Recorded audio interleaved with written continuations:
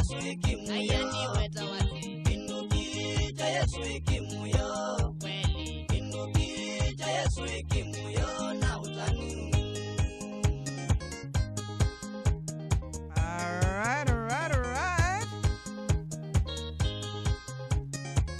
the music? Straight out of Kenya? Straight out of Jambo's folder? Today we welcome on Rootsology as we celebrate African Liberation Month a brother Alphonse Anthony Amondi from Kenya, who is a phony, don't act up, who is a pre-seminarian of the Archdiocese of Kingston and is currently stationed at St. Teresa Catholic Church in Vineyard Town. He has been assigned at Mustard Seed Communities for pastoral work and to get to interact and deeply understand the ways and the culture of Jamaica. And he's doing a little voluntary work right here at Roots FM as well. So we welcome him to Roots FM, to Mustard Seed, to Jamaica. And what is it you want me to call you? Is it Alphonse Anthony? What should I be calling you, my brother? Oh, you're in studio. Okay. Good morning. Good morning, miss. Come a little closer to the mic. It's a pleasure to be here. And it's a pleasure to have you. And you can call me Isis. That's all right. Thank you. Yes, I know the African tradition, it just seems very respectable to say ma'am, right? Or Great, miss. Yes. Yes, I know. Mm-hmm. So, I must say, first of all, I really like your energy. You're very pleasant. You're always smiling, You remind me of Owen. I wonder if you and Owen are related somehow, somewhere in the roots. That's great. Yes, that's great. It's a pleasure also to be talking about where I come from. Yes, it's a pleasure for us to hear about where you come from. Mm-hmm. We have Jambo. Jambo is here in Jamaica, and he's now father, right, Owen? Yeah. Father Jambo, and he was a priest. Lucas, and he does a program here with us, Africa Set. Mm-hmm. Every Monday and Friday. It used to be every day, but he's gotten so busy now. He's teaching and all these things. Exactly. So, we just always love to hear more about Africa, especially on this program as we celebrate Africa Liberation Month. Mm-hmm. So tell us a bit about your beginnings in Kenya. Where were you born? And you're an only child? Is that what you said in the information sent to me? Yes, so I was born, Kenya is very big, and I was born in a particular place called Bondo. Bondo. So Bondo is a place very close to the lake. It's called Lake Victoria. Ah. So the people of my tribe are known as fishermen. Mm-hmm. And by the fact that they are fishermen, they are attributed the ability to think. They are good people. They are good at reasoning. So when you go to education, they are always on top because, it is believed that when you eat fish, you think better. What? You hear that, Owen? Yes. All right. When you eat fish, you're supposed to be thinking better. Yes, it enhances the ability to think. Ah. Yes, so that's why we are highly esteemed in my country. So you say we. Were you a fisherman as well? Yes, I was, because you have to practice. You have to follow what your fellows are doing. Mm-hmm. And those are the practices that we are brought up with. Mm-hmm. Yes, especially where I'm coming because we are so close to the lake and our main food being the fish. So you have to learn. And the parents will make sure that they not only feed you, but they train you also how to fish. So that in case they are not there, you can be able to sustain yourself. Right. Yes. So how old are you when, you start to learn how to fish? Around 10 years. Young? Yes, around 10 years. Mm-hmm. Yeah, because you have to go also for, swimming, and at the same time you also learn. Yeah. So you learn early how to swim as well? Yeah, you have to learn how to swim. Mm-hmm. Yeah. And swimming there is not as here. I think people from my place are better swimmers because, you see, there we have crocodiles. Oh no! We have crocodiles and we have hippopotamus. So you have to find your way of navigating through. So you have to know how to swim well. Right. Yeah. Otherwise, you can be unfortunate to be caught by them. Yeah. Yes. Awesome. Mm-hmm. So, wow, that's pretty serious, though, Yes. Anthony. Yeah, that's pretty serious. So you have to be not only learning how to skill, but you have to be skillful Yeah. to maneuver your way around, and that would be Lake Victoria then. Yeah, that's right? Lake Victoria. Lake Victoria. Mm-hmm. So what kind of fish usually do you have? Is it similar to fish what we have in here in Jamaica? Not really, but there we really have big fish. Mm-hmm. Yeah, as big as my size actually. Oh my gosh! Yeah. And people. So tilapia, we call them tilapia. We have that. We have mamba. Yes. You know, they are very, very huge. And for you to be a fisherman, you have to really, develop a habit of eating properly, because going to the lake and pulling the fish with the net is not an easy work. Right, right. Yeah, it's not just a walk in the park. Right. You really have to eat what we call ugali, Ugali is, we call it an African cake. African it's cake. Made of, it's made of maize flour. Mm-hmm. Yeah, so you mingle it nicely until it becomes solid. Mm-hmm. And like, for example, if you are fishing a group of you, like 10 people, so you make sure that you make it enough, big that if the other one is seated there somewhere, you hardly find a way of seeing him.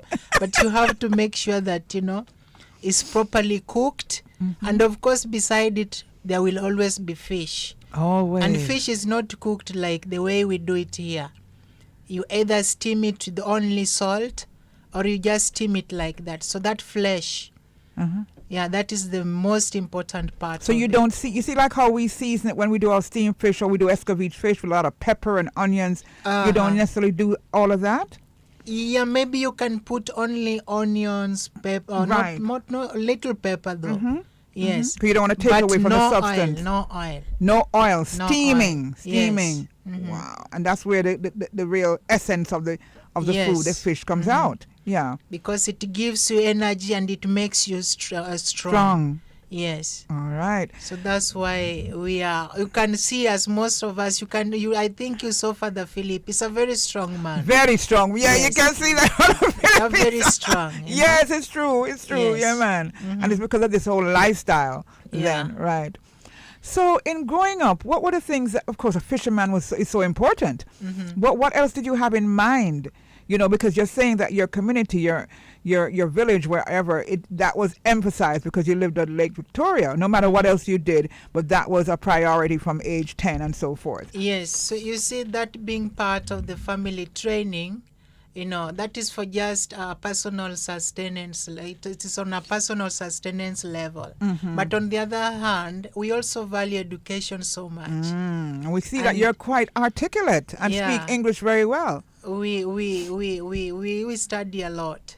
And therefore, you see in the community, mothers or families will always compete, that I want my child to be up there. I want my child to be, one who can be, referred to when it comes to certain things.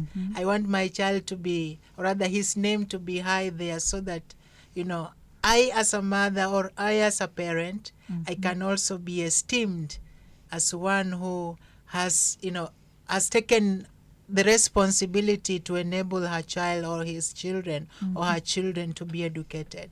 So it gives the parents a prestige, and then it also elevates them in the society. Right. Like when it comes to these big functions and your children have really studied, you'll not sit somewhere with someone whose children have not studied to your level. Wow. So there is that privilege that is given to families or parents who have really made sure that their children have achieved their expectations. But as an only child, were you under pressure? Actually, we were two. Unfortunately, one passed on. Okay, at what age? She was around 12 years old. Girl, you said? Oh, she, Yeah, right? she was 12 years right, old. Right. Older than you? Yeah? Older than you or younger?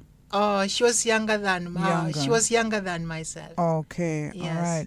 So, and something with the family, our tradition is that if you are the firstborn and you're a man or a boy, or rather a boy, Not hearing. they don't accept you to join they don't accept you to join any religious life. Mm-hmm. Yes, religious life, meaning that you're not supposed to join any church, any church, whatever, to be a priest for that matter. Mm-hmm. So you are supposed to remain in the house Mm-hmm. or in the family, get married, and then, perpetuate the lineage of the family. So you're not supposed to adhere to any principles of religion. You are supposed to remain in the family and get married, so that you can perpetuate the family.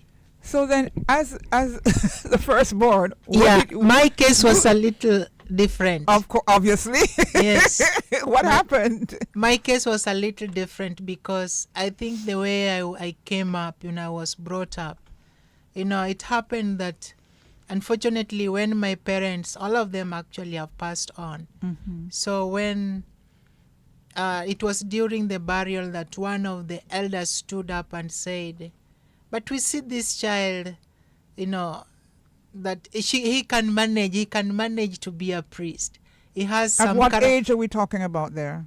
Come again? At what age were they saying this? I was around 14 years. Wow, that young? Around 14 years. Mm-hmm. And Yeah. your parents had already transitioned at age 14 or not? Mm-hmm. Oh, okay, go ahead. So what happened is that they said, this child, we see him, he can be a good priest, because he's disciplined, Mm-hmm. he's focused, and, we need somebody also at least in the family. Mm-hmm. Yes. Mm-hmm. So that's how they started encouraging me to go to church, Mm-hmm. get familiarized with what he's supposed to do. And then after my education, I joined. So is it something that you wanted to do, or was it, Yes. did you within yourself say, I want to go this route? At the beginning, yeah, that is what I was thinking. Mm-hmm. Yes, even at that little child, because you see, we had a parish close by, we had a church. Mm-hmm. And in the church, the priest will always invite little boys to Mhm. go and help him. Mhm. When he's celebrating mass, they will be around him. Mm-hmm. So I was You were one of those. privileged to be part of those boys. Okay. So and I used to especially love- now, as your parents were no longer around. Yeah, so you by had then that support. I was just with the grandparents. Okay, you agree with Yes. the grandparents, right? So I love to be around him, Mhm. But I remember one thing that really struck me, that made me even not to want to stay around, because, I would have remained in Kenya, no? Mm-hmm. Yeah, to serve there. But I remembered one incident whereby, an elderly lady, very elderly, and it seemed that like she was becoming mad, Mm-hmm. and therefore she was walking aimlessly, and actually she had nowhere to go. So when she came to where the parish was, where the priest was actually, it was evening. And I remember that evening, I was told not to go back. Yeah, the priest told me to remain with him. Mm-hmm. And of course, there are some workers around. And so during the meal, she came behind the back door. Mm-hmm. And then in the dining hall. So I remember the pastor who was there, he got annoyed, and said, no, you can't do this. Wait there so that I can bring you food. Mm-hmm. Wait there, you can't do this. And then what struck me is like, suppose this was my mom. Oh.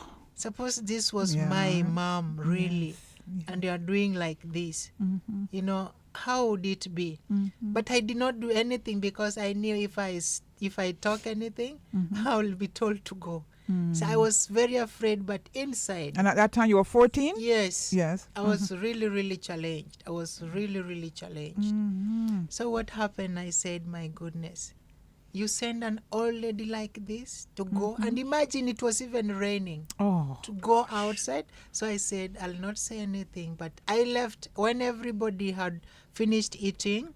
Mm-hmm. I said, no, I'm going to take the leftover. I'm going to look for this lady. By then she has gone somewhere, but not away from the compound. Mm-hmm. So she went somewhere under the roof, and she was just under Because there it was It raining. was raining. Mm-hmm. So I said, okay, I'm going to follow her. I'm going to look for her.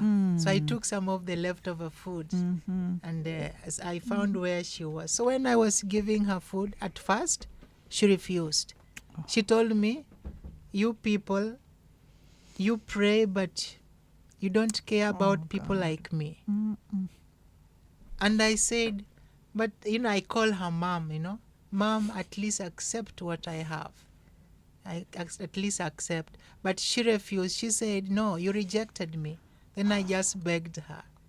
And then, she could see the tears coming from my eyes, And then she told me, do you insist that I eat this food? Then I said, yes. And then she told me, put the food down. I remember it was fish. It was fish and what we call chapati. Yeah, what is chapati? I've heard that name Chapati is before. roti. Yes, right, Yes. right, yeah. So I put the food down, no? So when I put the food down, she said, bring your hands. So I presented my 2 hands like this. She said, open them wide. Then I was like, what is she going to do with my hands? And then she said, I don't have children for now. The one that I gave birth to rejected me.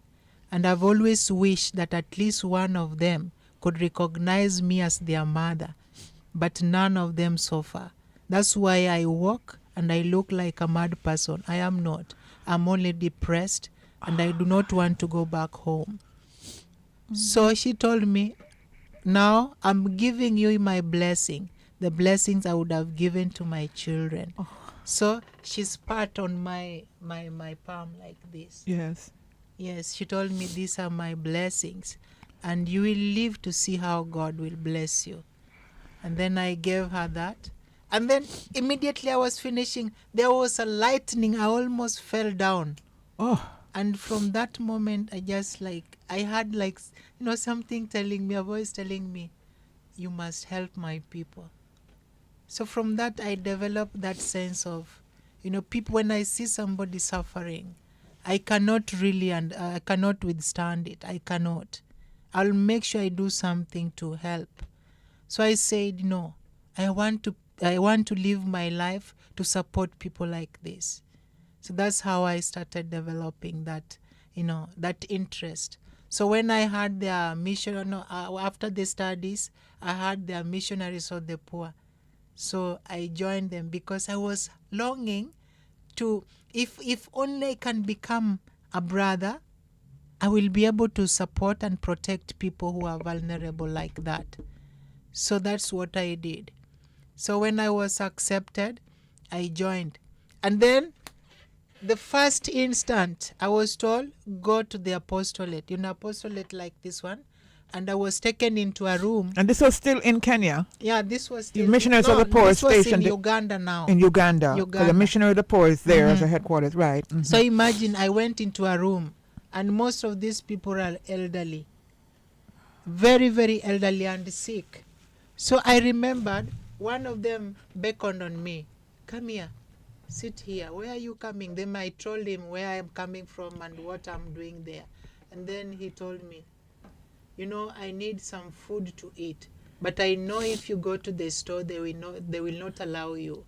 Can you just find a way of getting me something, at least to drink, if you cannot get some food? Yes. So I went and convinced the brother. So he gave me some drinks. So when I brought this to him, I gave him. And then he was drinking and he told me, I'm going home. And when I go home, I'll never forget about you. Yes. So I didn't understand what he meant by saying he's going home. So I'm asking him, but you are sick. Right. Why don't you wait until you recover completely, and then the brothers can consider taking you back? Mm-hmm. So he said, no, maybe you are too young to understand. I'm going home. But when I reach there, I'll never forget about you. And imagine he tells me, now I've really enjoyed and I know that truly you love me. And then he just did like that, and that's how he passed on. Yeah. Yeah. So it was like right in front of you this happened. Yes. He passed on like that. Yes. So I was afraid. It was like, oh, I've killed this person. So I came out running. Oh my God, what did I do? I did not say to anybody, no. So I did not say to anybody. So I just left. But the thing kept on telling me that, remember, remember, don't forget to help people. Don't forget to help. Wow. So it continued, the voice continued like that. And then the last one that happened was an elderly lady. Elderly. Still, this is in Uganda. Yes, Missions of the still Poor. in Uganda. Yeah. Now, in that room, those who are working there, it was afternoon, so they were taking their lunch. Now, what happened? She messed, Yeah. and then she was really uncomfortable and elderly, and she is not able to move properly. She could only crawl. So when I was just passing over, she did like this, and then it was like, come here. She doesn't talk. She was not able to talk. So when I came in, I sensed that she needed my help. So when I went there, I asked, what do you want? And then she touched her clothes, and they were really wet. So it was like, how can I remove her clothes like that? But at that moment, because I knew nobody was there, I just forgot myself, remove all her clothes, washed her clothes, or rather, no, washed her body, and then changed her clothes. Right. When I was bringing her to put her on her bed, for the first time ever, the woman opened her mouth, and she said, thank you. A woman who has never spoken. Wow. She said, thank you. But it was unfortunate she did not take so much time, but she passed on. But imagine somebody who has never talked.